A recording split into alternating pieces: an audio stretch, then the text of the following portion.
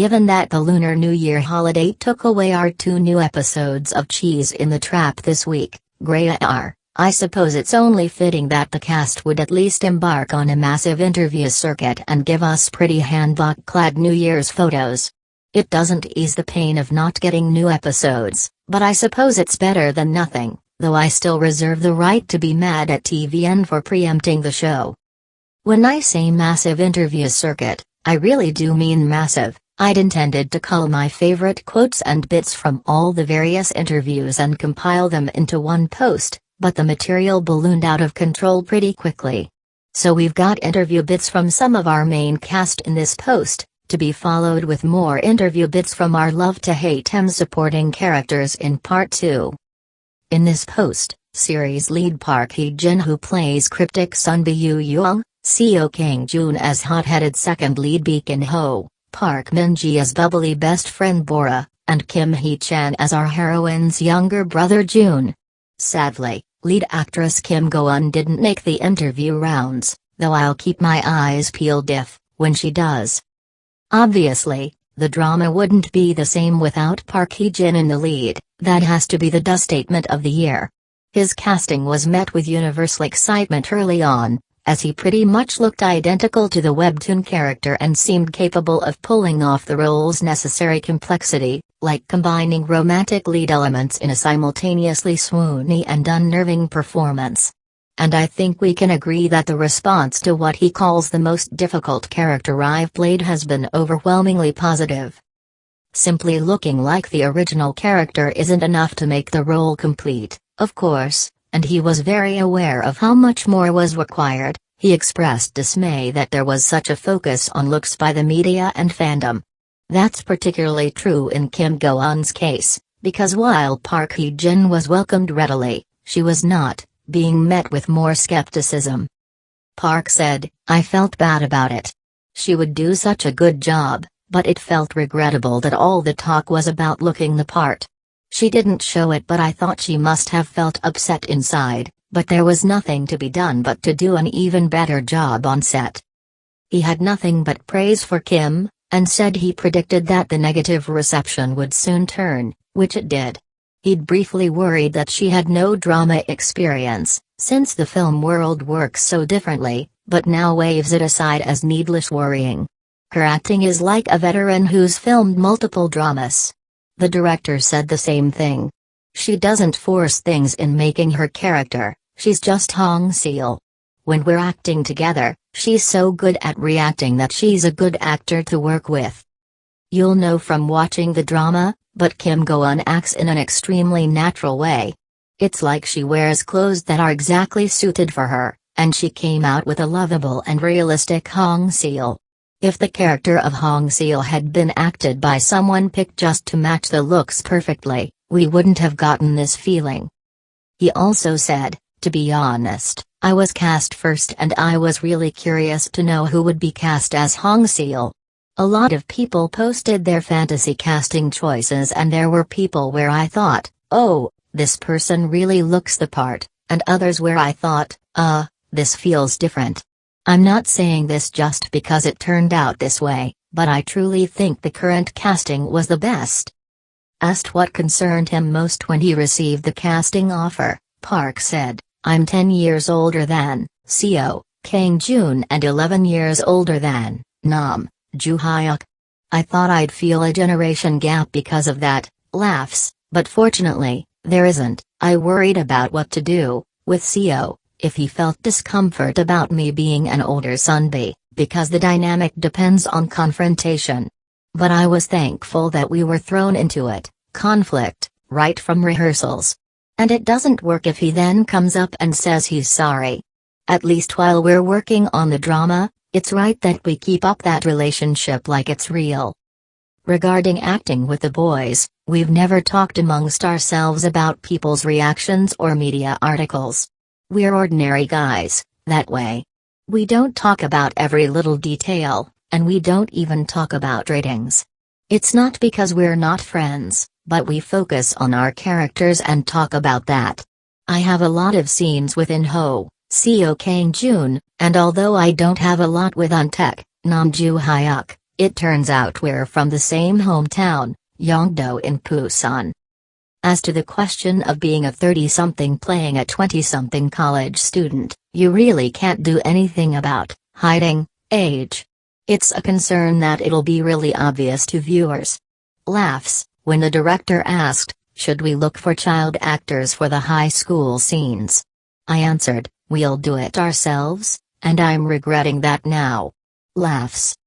This isn't a drama that could be produced well just on acting. The power of the original was both medicine and poison. We could make an homage, but we couldn't copy directly.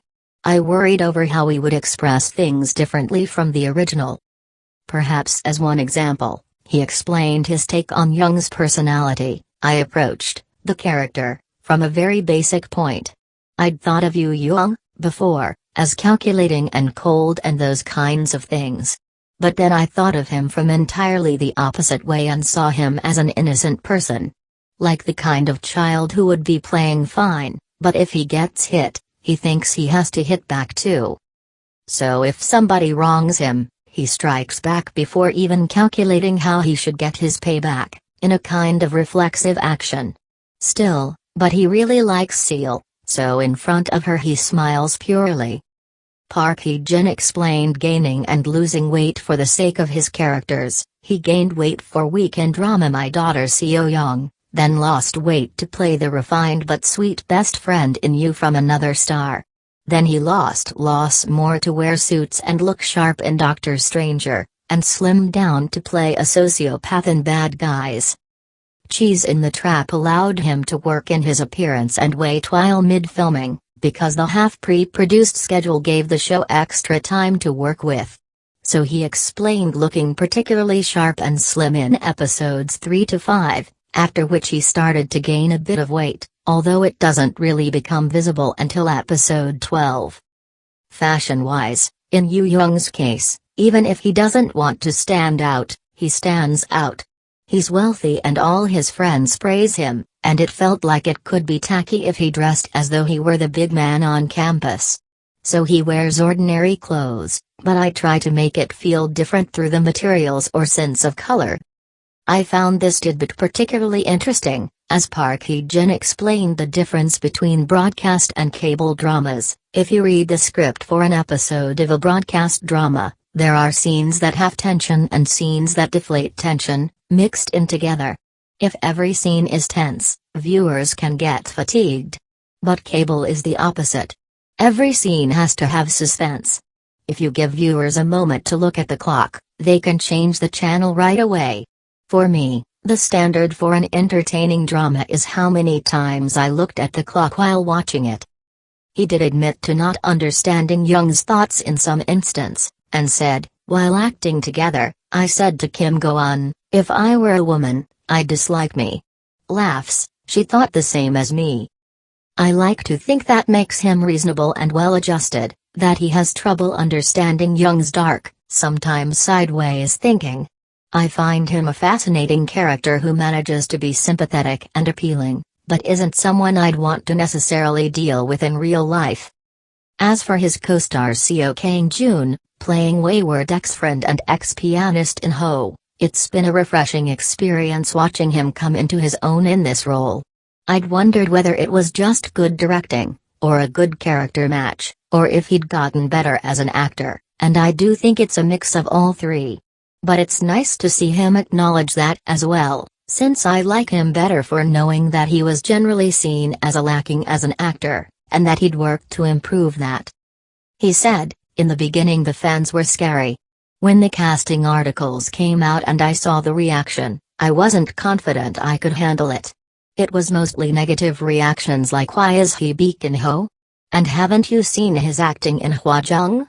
I wasn't confident I could wipe out those reactions. It was a time when I deliberated whether timid and introverted me could portray Baek In-ho. Now, I feel great that viewers are receiving it well. I think I've progressed from when I did Hwa-jung.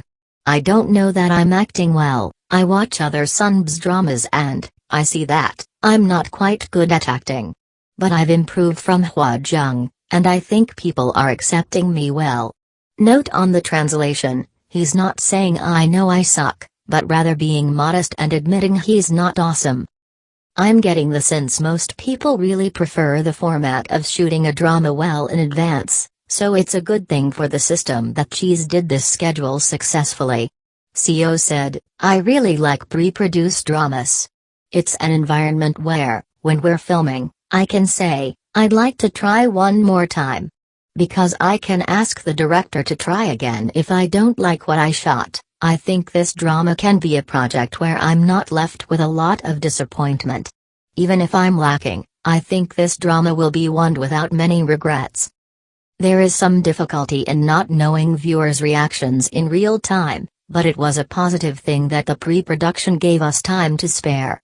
More than anything, I liked that there wasn't the excuse of being short on time, and I could focus and crack the whip on myself. Regarding his approach to In-ho, I didn't read the webtoon. I tried to pull Baek In-ho's personality out of myself rather than the drama. Reading the script, I imagined how I would react in this situation, or how I would be if I got angry. Furthermore, director Lee Yoon-young told me I had too much will and ambition and to get rid of them. Hearing that made me think a lot. He's a free-spirited character, so I put aside myself and melted into the character on set, which helped a lot. Park Min-ji seems like a relative newcomer, but it's a little surprising to realize her debut came 11 years ago, and that she was the lead in the teenage pregnancy movie Jenny, Juno when she was 16. It's a movie that drew some buzz for its somewhat provocative subject material, and until Cheese in the Trap came along, was the project for which she was best known. She did already know Kim Go-eun from shooting the 2015 movie Grandmother Jai-chun together, which helped them establish rapport on the drama, and Park described Joo Hyuk as playful and easy to play friends with.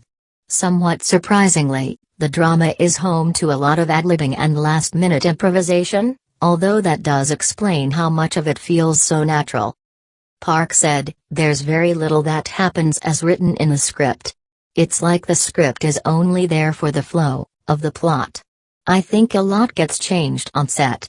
In particularly, P.D. Lee enjoys scenes where Bora and Ontek squabble among themselves.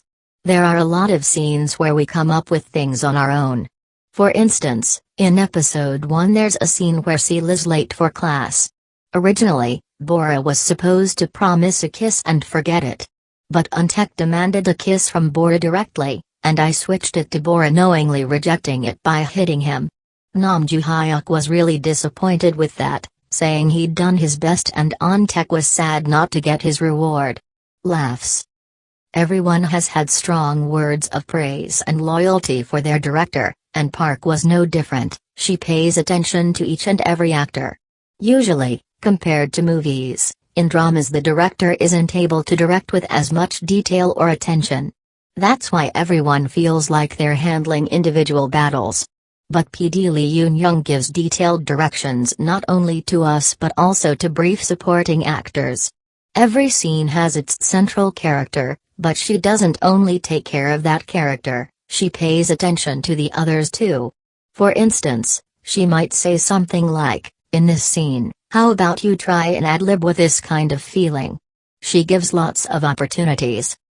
When I read the webtoon, I was surprised that there are a lot of ways Bora and I are alike.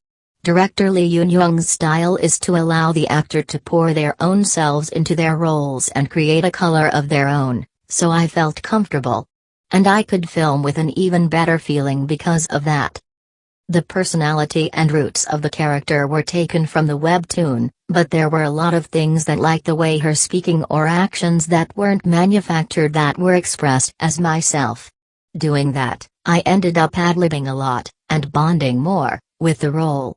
It feels like I won't be able to meet this kind of character again.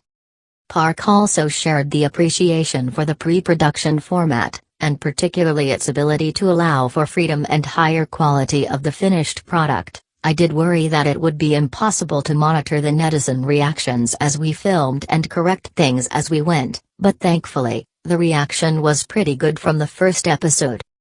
As for Ontek, he's the ideal man.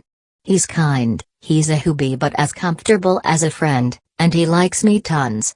Asked why Bora wouldn't just date him then, Park said, "Bara seems tough on the outside, but she's soft-hearted and has a lot of affection.